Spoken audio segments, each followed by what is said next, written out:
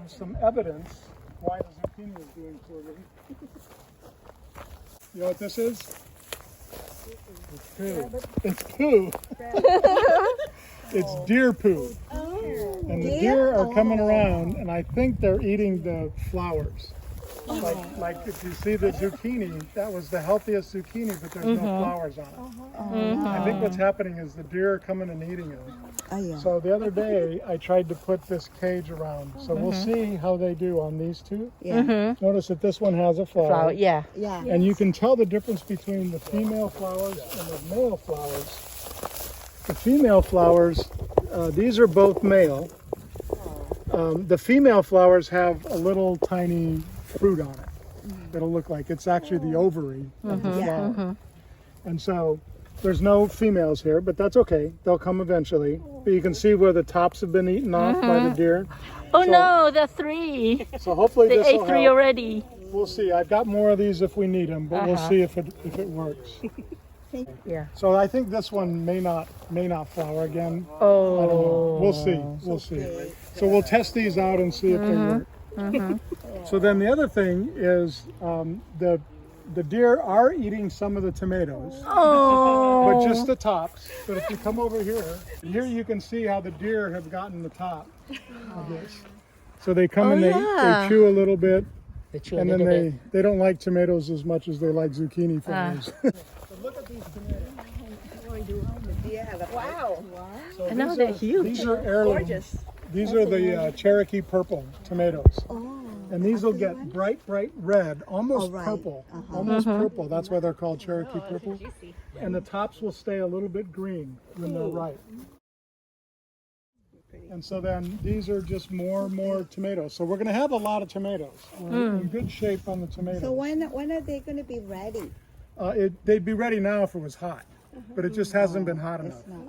So when it gets hot, which it's supposed to get hot next week, maybe in a week. So whenever you come to water, you might be collecting tomatoes. On Cherokee purple, it turns out they do kind of wilt like this. It's not bad. Cherokee purples. Notice none of the others really have it. This one maybe a little bit. But if they're curled up like that at the end of the day when the sun's off, then it probably needs water. But it's okay now. And so we're watering it once a week, and as long as we water it real deep, we'll be fine. And then when it gets really hot, like if it gets to a 95, 100, 105 here, we'll probably need to water twice a week. And really deep, you mean, is that still the 30 seconds? Yeah, that's still the 30 seconds. That's why we're doing it. So the tomatoes are good. We're going to have good tomatoes in a couple of weeks. I was hoping we'd have them now, but it just hasn't been hot enough. But you can see where the deer are taking the tops of these things. But these cages will help because they don't want to fight it too much. And then the insides will help. Yeah, some have been chewed off. Now the other good news is, if we come Look at over all the here. poop everywhere. Yeah, so that's deer poop. It's tiny. I know, right? Anybody want to pick a cucumber? And you can see how the deer are actually getting the tops. This is a good example of the different flower types. You can see that. Oh wow, that's quite a lot. So these are all male flowers. They're all male. This one was a female at one point. Let these go too long, the cucumber will stop producing. If it goes to seed, then it puts all its energy into making cucumber seeds to go on. So how do you recognize whether it is the time to pick or not? When they're small. And then hopes that they haven't gone too far. And you guys are going to be coming out here every couple of days. So I would say when they get to be about this big, pick them. Okay. So somebody is going to cook these. Okay, we will save it for next Tuesday. Maybe we'll have a cooking thing at in the kitchen. Oh, here, this is a really good example. If you look down at the top here, you can see a female flower. How do you tell the difference between a male and a female flower? So the female flower is actually the one right in the middle there. It's actually looks like it's got a little baby cucumber. Yes, yep. Yeah, that's actually the ovary. Which one are you talking about? The one right there. The little, almost looks like a cucumber. It looks like a little cucumber. This one? That one, yep. Oh, And now notice that this one over here, there's no little cucumber. so that's a male. So those are the male flowers of the plant. And so if it gets pollinated, that turns into a cucumber. So the male flower, they don't make anything. They don't do anything. Pollination. It's like bees. Do you know about bees? All the workers are female.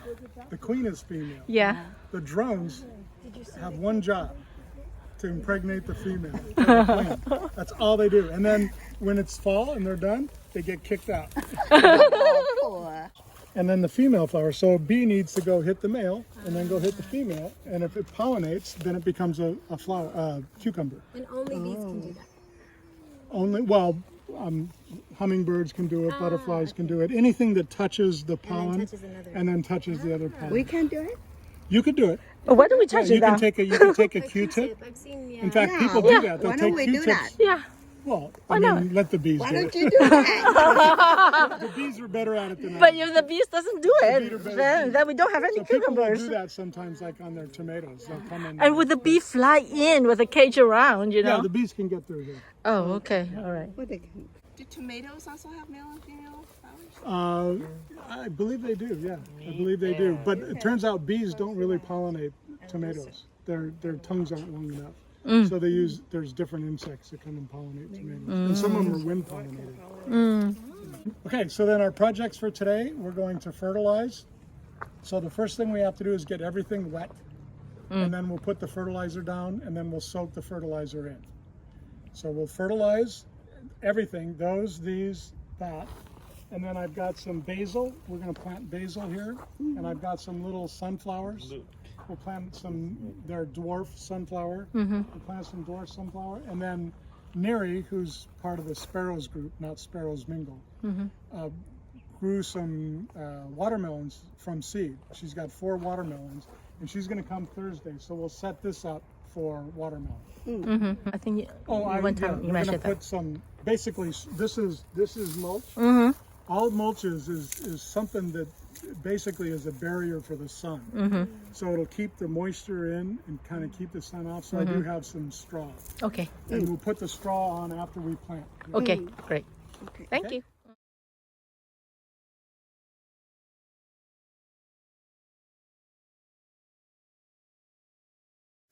The blight is a fungus that's actually in the ground, and it'll splash up and get on the leaves. So it's best if you can do it. So this is the blight right here. This stuff. Oh, You can see how it's kind of, that's the blight, the brown leaf. the brown leaves. Uh-huh. And so what we did earlier is we clipped them all at the bottom, if you remember. And that was to keep the blight out so they wouldn't splash up and to keep air moving under here. So, okay.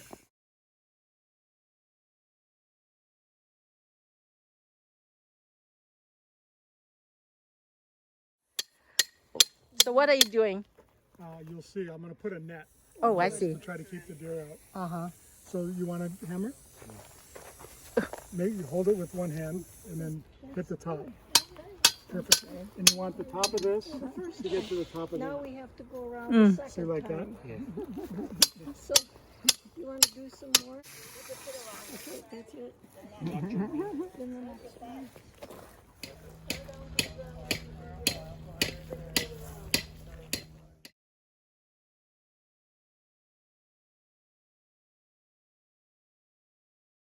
First, we have a treat at the end of the day. I came here last week and this plum tree was loaded. And some of them had fallen on the ground. And so I picked plums and I turned them into sunshine preserves. And I've got some for everybody. Plum jam. I've got a sunshine. And I have 2 different kinds. I have plum and plum blackberry. So the plum is all here, and the plum blackberry is all these plums and the blackberries from my house. So they're just mixed. So you can try, you can share and stuff. I have a dozen jars, so there should be one for everybody. Thank you. And it's really simple to make sunshine preserves. I'm going to explain it, and then I got pictures too. You take the fruit, you wash it, you cut it up, you put it in a big pot, and you take 4 cups of fruit and like 2 or 3 cups of sugar. A lot of sugar, so if you're diabetic, you can't do this. And it's called, you macerate it. So you put those things together in a little bit of lemon juice. You put those things together for an hour, and then it becomes like a molten thing, right? Then you boil it for 4 minutes. You let it cool, and then you put it in a pan, and you put cheesecloths over it, and you put it out in the sun for 2 days. That's it. And that's it. So you put it out in the sun, and the sun kind of dehydrates it, right? It thickens up. And then I put it in the fridge at night, put it out in the sun again in the morning, and then what we do is we put it in jars and freeze it. So the ones you're getting are frozen, but once you're done, once you take it out of the freezer, it'll last for a month easily in the fridge. So that's it. My wife she made some plum jam. We have the same tree at our house, but she cans it. So that's where you boil it and then you sterilize everything. Sunshine's much easier. That's what I do.